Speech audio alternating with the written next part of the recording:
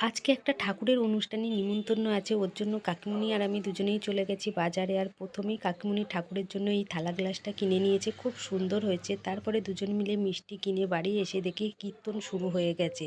আজ হচ্ছে পাশে বাড়ি কাকিমাদের বাড়ি বৈষ্ণব সেবা, ওর জন্য পাড়ার প্রায় সকলকেই নিমন্ত্রণ করেছে।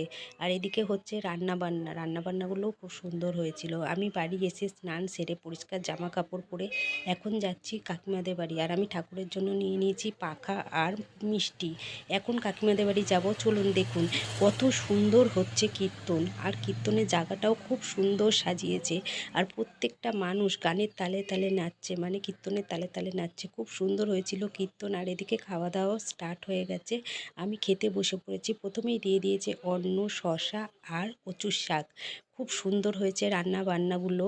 আর এই কাকু সকলকে খাওয়ার পরে সব পয়সা দিচ্ছিল, মানে বৈষ্ণব সেবা করানোর পরে সকলকেই পয়সা দিচ্ছিল।